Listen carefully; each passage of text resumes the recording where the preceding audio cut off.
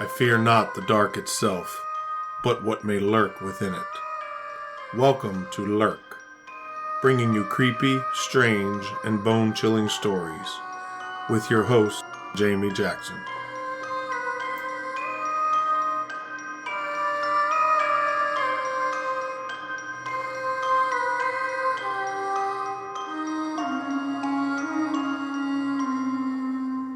Hey Lurkers, welcome to our Christmas Eve episode. As promised, I'll be sharing stories from Lurkers and some from my childhood and probably some from the current goings-on here at my house. But first, what's the big deal about telling ghost stories at Christmas? It's actually a tradition that started long ago, long before Charles Dickens' A Christmas Carol. Way back in the day, before electricity and TV and radio, people didn't have much to do when it was dark. I mean, I'm sure there were some things to do which would explain the larger families they had back then. Anyway, they told stories to pass the time. And then when Dickens' A Christmas Carol came to be, it just reinforced the tradition. My family had a similar tradition, though it wasn't just at Christmas. We told stories, some completely fabricated, like trips that my aunt took with the Queen of England to visit the pygmies in Africa, and some completely true experiences, some of which I shared in last year's Christmas Eve episode about my dad's experience at the Shipley house. Anyway, it wasn't just Christmas we told these, pretty much every time we got together. So Lurk is going to try to continue that tradition. We're going to start with experiences from David from across the pond in the UK. The first account was witnessed by 5 people. David writes, "It was around 1978. My mum, her partner, my older brother and sister, and me were in Derbyshire on an afternoon's drive when we turned towards the village of Eyam. Eyam is famous in England as the village that effectively sacrificed itself during the Great Plague, electing to quarantine the entire village to stop the spread of the deadly virus. As we drove into the village in the gathering dusk, about 200 meters in front of our car, I saw a translucent figure of what looked like a woman in white cross the road, or glide across. That's how I recall it.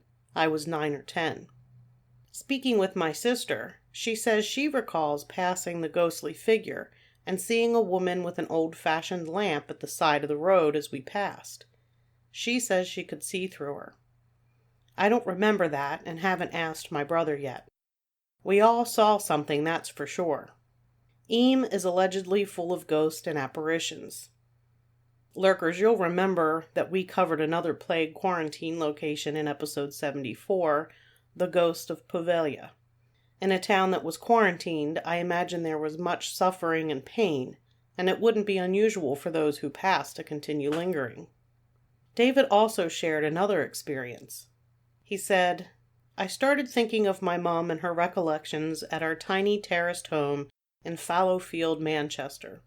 The two that are most interesting are the time she awoke to find the crib with my brother in it rocking violently. She got up, the rocking stopped, and she found my brother on his front, effectively suffocating. So whatever the entity was, it was saving his life. The oddest one was when my dad was at a local armed services bar in the late evening, before I was born, and my mum was downstairs with my 2 brothers asleep upstairs. The front door opened, and my mum heard somebody run upstairs and assumed it to be my dad going to the bathroom. After 5 minutes or so, the front door opened again, and my dad came into the lounge. My mum asked why he'd gone upstairs first, and he said he had literally just come in. Then there's somebody in the house, she said. My dad ran upstairs, checked every room, while Mum waited at the foot of the stairs. He found nothing. He thought my mum was imagining things. Convinced he was right, she then went to the kitchen to make some tea, to find the back door wide open, when it had been bolted shut. No one could have passed by her or my dad. There was no explanation for the incident, though my mum always said that she could hear the cane of the old man who lived in the house before, tapping on the linoleum upstairs. You could see the marks from years gone by, even when I was a kid. The man had died before Mum moved in. Our next story comes from one of my partners in crime, Kelly. I got her to share an experience from the farmhouse where she grew up. I spent time in this farmhouse, and it is creepy, to say the least. So I'm going to share with you what Kelly sent me about the house, or one of the experiences there. This happened in the old farmhouse where I grew up near Parkersburg, West Virginia. It was a very old house with thin walls and little insulation. You could hear everything between the upstairs and the downstairs very clearly. It always happened in the wintertime, when the nights were long and it got dark early. My mom and I would hear the front door upstairs open and slam shut so hard that the house shuddered. Then we heard heavy, distinct footsteps walk slowly across the hard floor above us, like someone wearing hobnail boots. They always stopped at the top of the stairs, as if they were about to come downstairs where we were. At first we thought it was my dad getting home from work. My mom nervously yelled up the stairs that dinner was ready, but there was no answer. She cautiously went upstairs to look around. The lights were off, and no one was there. When we told my dad about it, he just thought we were hearing things. He didn't really believe in ghosts and was convinced that there was a logical explanation, until one night it started happening to him. My mom and I were out shopping late in the evening, and my dad was home alone. He heard the upstairs front door slam, footsteps walk across the floor, and stop at the top of the stairs. He was convinced that someone was in the house, but when he went upstairs to investigate, it was dark and no one was there. Dad was uncharacteristically shook up when he told us what had happened. He apologized for discounting our experiences, and from that point on, admitted that there are things in this world that are beyond explanation. When Kelly sent me that story, I actually chuckled. Her dad, my uncle, was incredibly interested and supportive in our paranormal endeavors, which started when we were kids. We were taken to Point Pleasant, West Virginia to hunt for Mothman. We were taken to all kinds of haunted locations to look for ghosts. And when we really got serious about things and ended up with the digital recorders, he had digital recorder. We constantly went places to take recordings. So hearing that at one point he was a non-believer was kind of shocking but funny to me. Like I said, I spent time in that farmhouse, and there is no doubt that there was definitely something otherworldly there. Lots of paranormal happenings. Our next story comes from a longtime lurker, Sandy, who had an experience basically in my backyard, Gettysburg, which is not really in my backyard, but close enough. She said that several years ago, she had gone with a group of scouts and leaders to go camping at the area of the battlefield called McMillan Woods. This area is only available to youth groups, organized youth groups, so scouts or like church youth groups, that sort of thing. They arrived Friday afternoon. One side of the field was the girls and the other side the boys. In the middle of the night, she woke up and went to the bathroom. And by bathroom, I mean porta potty, Johnny on the spot, spot a pot, whatever you call them. And she went to the bathroom, then headed back to her tent. As she was laying there, she heard what sounded like cannon fire or fireworks. She assumed it was reenactors. The next morning, she was telling the other adults what she heard, and they had all heard it too. Later that day, a park ranger stopped by camp, and the adults asked him if reenactors usually shoot artillery so late, around 2 a.m. He asked what they had heard, and they told him. He said nothing was shot that night, and no reenactors were there on the battlefield. None of the leaders slept the next night. For those not familiar, McMillan Woods is a forested area. It was used during the battle and for camps. The CCC had a camp there. There was a World War II POW camp. And from the Civil War, they found rifle pits and earthworks.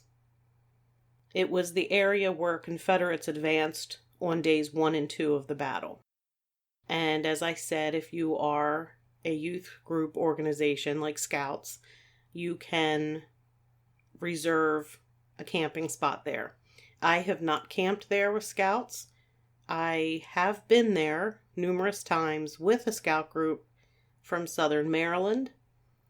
We did a little ghost hunting with the Scout group. And it is kind of a creepy place to camp. There is no electricity there. It is dark. Speaking of dark, one of the stories I wanted to share, it's not really my story, it's a family story.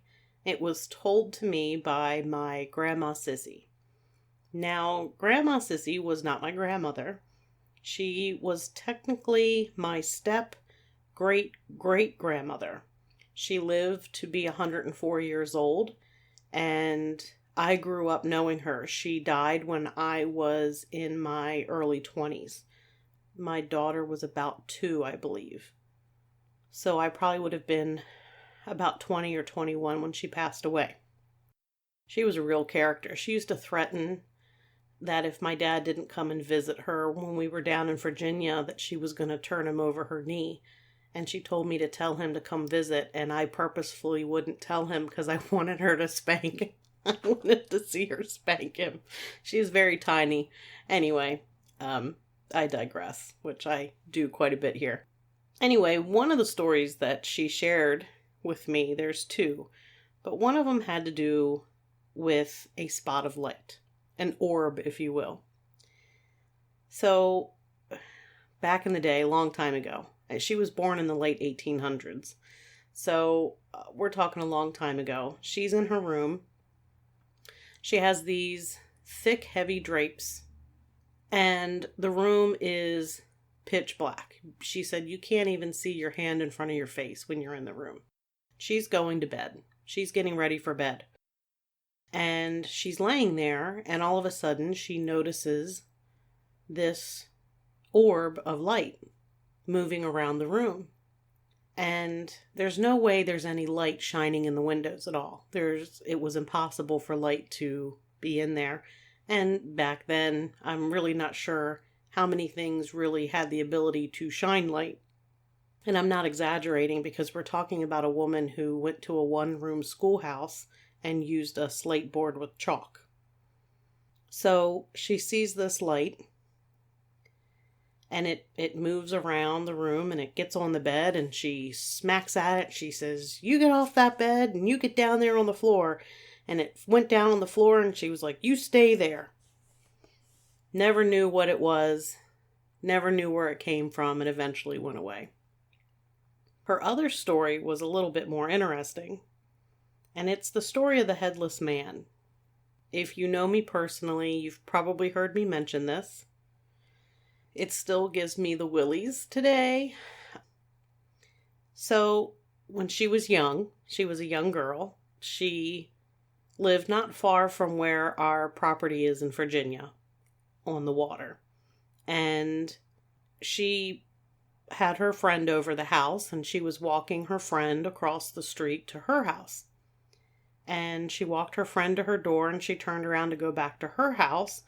And as she's walking across the street, now keep in mind, no street lights. There are 0 street lights. It is dark. And she runs into somebody, and she looks up, and she sees what she said was the tallest man she'd ever seen, but he didn't have a head. So she kind of screams. She goes running in the house. She's trying to tell her parents what she saw. A few moments later, here comes her brother running in, saying he saw the tallest man he's ever seen without a head. I never could figure out, was it her brother playing a trick? But if it was her brother playing a trick, how did he change his clothes so fast? Because apparently this headless man was in like a suit. He was dressed up, but he didn't have a head. I can tell you today, just a couple years ago, I was at my cousin's house down the road from our house down there, and we had been talking genealogy, and he wanted me. I found the area of an old graveyard, and the graveyard has no markers. The graveyard is so old, it doesn't have markers, most likely because they were made from wood, and unfortunately wood rots with over time. So he had the idea that if I took this pole that he has for probing in the dirt, it's very long, it's taller than I am, that if I take this pole and take it over to this private property, I might add, that I technically trespassed on to find the graveyard in the first place. But if I take this pole and, stick it in the ground in places, I might be able to see if there's any remnants of any headstones. Maybe there was a stone headstone that was under the dirt or whatever. So he sends me back to the house carrying this really long metal pole. And it's, 11:30, 11:45 at night. And I actually mentioned that I was a little nervous because of the headless man. And I'm not going to lie, there's one really dark spot walking back to my house down there that there's no house up near the road, so there's no house lights or anything. And I did run with this giant metal pole. No, I never went looking for the graves. With the pole, I thought that I might actually get arrested if I tried that. But that's just a tidbit of information that this headless man story lives on today. I remember it. I am still afraid of it. I'm afraid to walk there at night by myself because of the headless man. So thank you, Grandma Sissy, for terrifying me since I was the age of 7. These next two are from Sam, and I want to share those with you. So her first account, she says, I had lost both of my grandmothers, and I had a necklace that had 2 charms on it, one for each grandmother. I lost it one day, could not find it anywhere. After a couple of months of looking and not finding it anywhere, I looked up to the sky and said, all right, grandmas, I know you know where it is, so let me know. The next day, my sister was coming out of my dad's parking pad and saw something shiny in the road. She stopped and got out of her car to look, and it was my necklace. It had been run over, but surprisingly, both charms were still intact. They only had small scratches. When my sister gave me the necklace, I looked up one more time and said, thank you both. I love and miss you very much. Sam also mentioned that at one time she was working in a salon in downtown Ellicott City, Maryland. If you're not familiar with Ellicott City, it is full of paranormal experiences there. Lots of ghost stories that I will most likely share in the future with you. So she's working at a salon in downtown Ellicott City.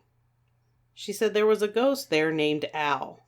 It was a ghost of the former owner of the building, back when it used to be a car garage.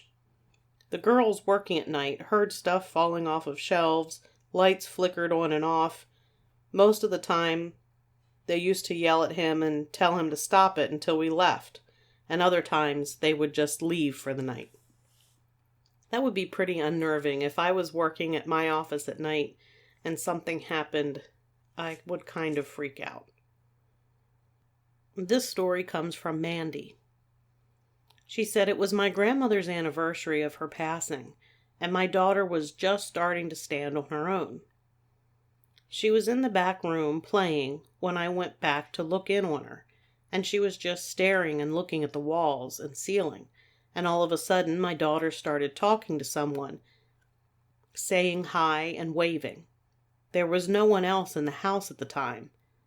I always said it was Grams talking to Kay to let everyone know she's around and happy. I am a firm believer in the fact that children are able to see things that adults cannot, because children have not suspended disbelief. They believe. They don't know that they're not supposed to believe it. When you begin growing up into an adult, you're told over and over again that what you're seeing isn't real. So you begin to accept it. My son Ethan used to see things all the time. There's actually an episode, my son sees dead people or something. Check that out if you haven't already. There's some stories from Gettysburg in that episode. And it actually reminded me of something that happened last year with my grandson, who he's 3 now. He would have been 2. It actually came up in my memories on Facebook. So every year at Christmas, we go to the cemetery and put wreaths on the graves. It's kind of a big deal. I always joke and say, oh yeah, it's so much fun. It's actually, if you know me, you know it's great fun. I love cemeteries. I check them out all the time. This cemetery is historic. It's right outside. It might actually be in the Baltimore city limits. I'm not sure. It's right near the city line and not far from where I grew up. So it's actually a lot of fun to go there. There's a lot of really cool monuments and things.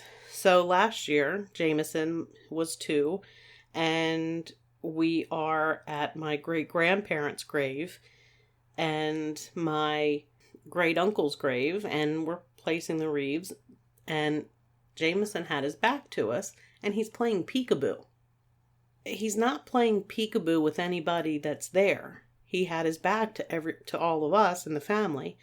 There wasn't anybody else there visiting any other graves. It was just us. And he kept playing peekaboo with somebody that nobody else could see but Jameson. And finally we were like, what are you doing? Who are you playing peekaboo with? And he just simply said, Beulah. Now, I don't know about you, but I don't know many 2-year-olds who can come up with the name Beulah off the top of their head. We do not have any Beulahs in our family whatsoever. None. 0. So I'm not sure where he got that. It's always wise to listen to young children when they start talking about imaginary friends, or they're having conversations when they're supposed to be in the bedroom by themselves. I bet if you paid attention, you'd find out that maybe those friends weren't quite so imaginary. There is an episode, one of the first ones, where I talk about the things that have gone on in my house here. My house is haunted. We know it was built at least in the 1880s. It was here in the 1880s. It could be older than that, but we're not sure. We just never had the chance to go do a deed search for it at the courthouse. COVID happened. That's why we didn't get it done. So it's old. At least 140 some years. Lots of things have happened. In fact, last year for the Christmas Eve episode, I talked about seeing a figure downstairs. A figure that was looking through my Christmas decoration bins. So I have struggled with Christmas this year a little bit. It's been a difficult year. I mentioned in the episode 79, I did mention at the end there that it's just kind of, it's been a difficult year for my family. I know it's been difficult for a lot of people since 2020. It's just been very stressful year after year, the last couple years.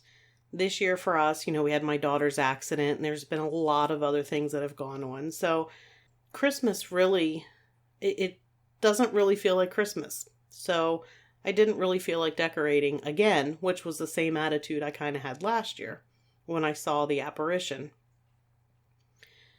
So this year things, again, started up around the time I would normally begin decorating the house for Christmas.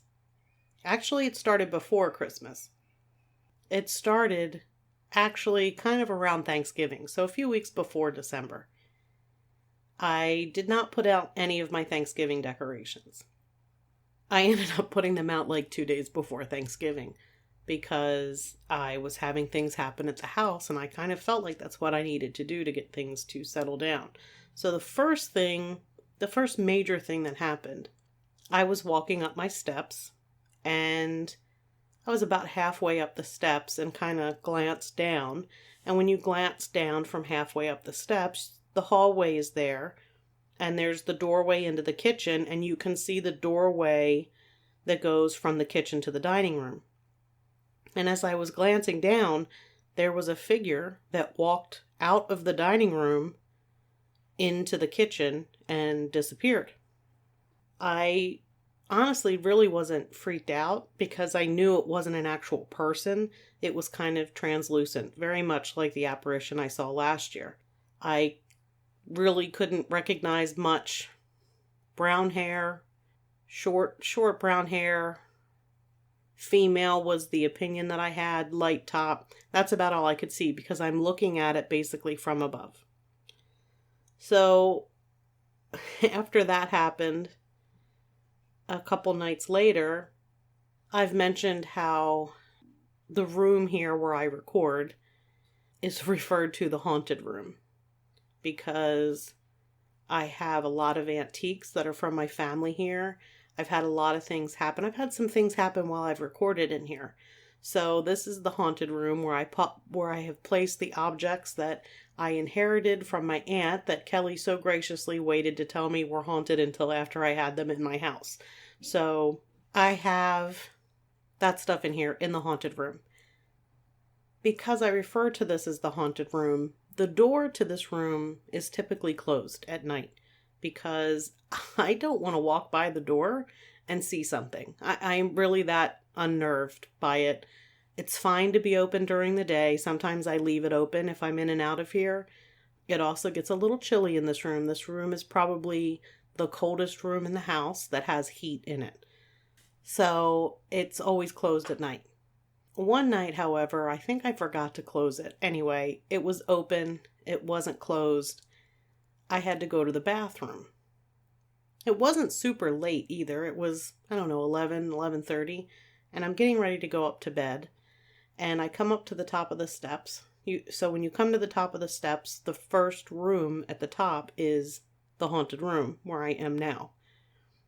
And you turn right. You walk past the doorway into this room. You have my son's room, and directly in front of you is the bathroom. I am walking by the doorway, the open doorway into the dark room, and somebody says my name, clear as can be, Jamie, like they're trying to get my attention. The hair stood up on the back of my neck, like I think every hair was standing on end, except, the hair on my head because it's long, and that would be silly, but, I had that creepy goosebump feeling, continued walking, and just said, that's not even effing funny. And just kept on going.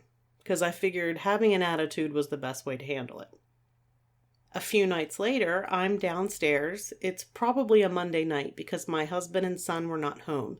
It was either a Monday night or it was a weekend when they were camping with scouts. Either way, I was home by myself, other than the dog and the cat. At that point, I only had one dog and the cat. And I'm on the couch playing on my phone. I was messaging Kelly and Angelina. The dog's laying on the couch next to me, and the cat is laying on the back of the couch when I hear a door open upstairs. So I was pretty sure I knew what door it was. So I tell Angelina and Kelly, and I'm like, I'm not kidding you, there's a door that just opened upstairs. And the dog heard the door. The dog is now sitting with her head up and her ears perked up, staring at the steps, because you can see the steps from the couch. There's the doorway into the hallway where the steps are. And the cat is now sitting up, paying attention, as cats do, to the empty steps. You know how dogs and cats do that staring thing at nothing that creeps you out? That's what they were doing. So I'm telling Kelly and Angelina, I'm like, I don't want to look. I think it might be the office door, which is the haunted room. That's my office. So eventually the dog chills out, lays back down. The cat lays back down. I figure, all right, well, if they're comfortable enough to go lay down, obviously I can go upstairs, which is good because that's where I have to go to the bathroom should I need to go. And considering I nearly peed my pants anyway, hearing the door open, I probably was good. Not that I peed my pants, I didn't. Anyway, I walk part of the way up the steps, and by that point I can already see that the door to the office or haunted room, podcast room, is wide open. So the thing you need to know about this door, it sticks. It does not come open by itself. Once it is pulled closed, it latches. The door actually rubs against the door jamb. The door is original to the house. It is not the original door to this room. So it's not quite a perfect fit. And so the door rubs. There's no way the door wasn't latched fully and swung open. It's just not how this one operates. Had my son's bedroom door opened, I completely would have thought it just didn't latch because his door swings open. If you don't pull it tight, it'll open on its own. This door, however, never opens on its own. When you pull it, it is tight. It's not going to budge. Sometimes you have to give it a little push to even get it to...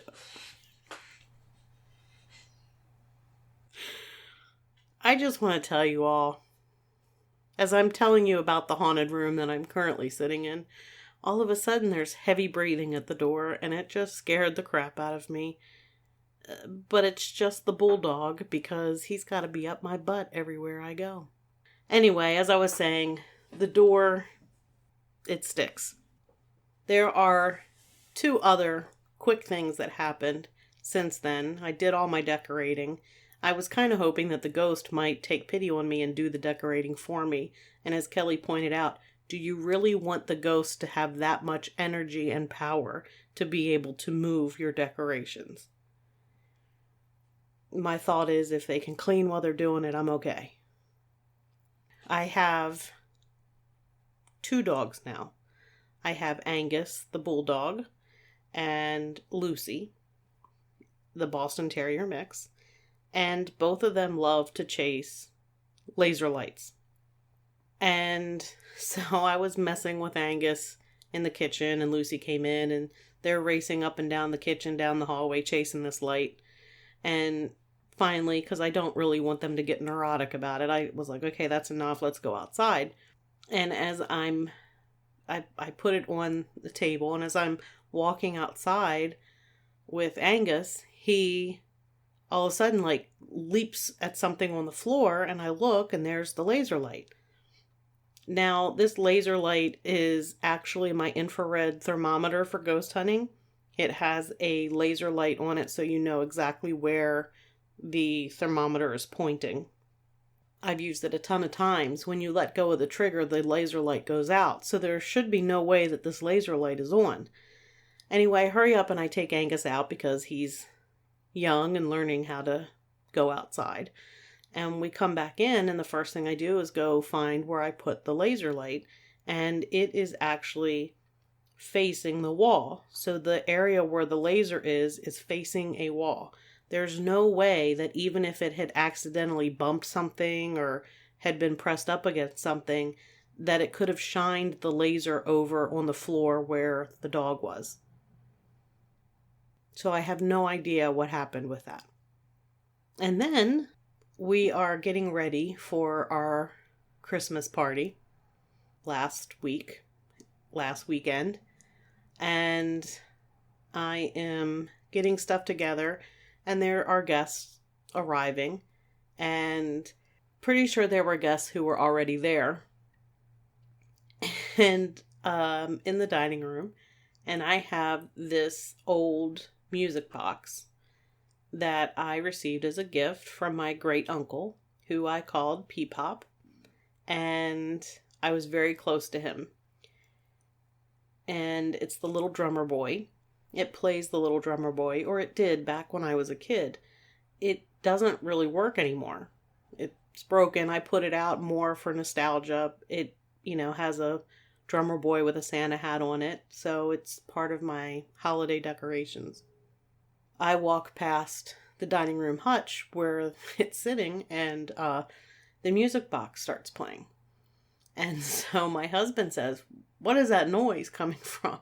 And I said, "The broken music box," just very nonchalantly. And Angelina and Kelly, I think, were both there, and they're kind of laughing. And my mom's like, "The broken music box?" And I'm like, "Yeah, the one that doesn't play. It started playing when I walked by it." Those are the strange things that have gone on in my house, and some of the stories that our listeners have shared. If you have a paranormal story, please send it to me. If we get enough, I will do more of these type of episodes throughout the year. If not, I will save it for Christmas Eve 2023. Any story. You have a UFO story, a personal account of seeing a UFO, send it. You saw something strange in the woods, send it. You found out your babysitter was a serial killer, send it. Anything creepy, paranormal, send it along. We'll use it. You can be anonymous. I will never use a last name. And if you prefer, I won't even use your first name. So I also want to take a moment in this holiday season. I want to tell everybody Merry Christmas, Happy Kwanzaa, Happy Hanukkah, Merry Yule. Whatever you celebrate, I hope it's a happy one. And in the theme of that, I just want to remind everybody that, as I mentioned, the last couple of years have been very difficult for people. And before you get mad or angry with somebody, especially somebody you don't know that you're coming across out in public, take a minute before you say something nasty. It costs nothing to be kind, and you never ever know what that person could be dealing with in their everyday life, and they're just trying to make it day by day. So if everybody just took a minute and tried to be kind instead of snarky, imagine how different things could be for everybody. So on that note, this is going to do it for this episode. You can get Lurk wherever it is that you listen to your favorite podcast, or at lurkpodcast.com. And on the website, as always, you can find all the episodes of Lurk, along with links to our social media accounts. I highly recommend that you follow us on one of those, or all of those. I would say I'm most active on Facebook. We do have a Facebook group, as well as a Facebook page. We also have a YouTube channel if you prefer to listen to your podcast that way. And if you like what you hear, please tell a friend and consider giving us a 5-star review. And until next time, keep lurking.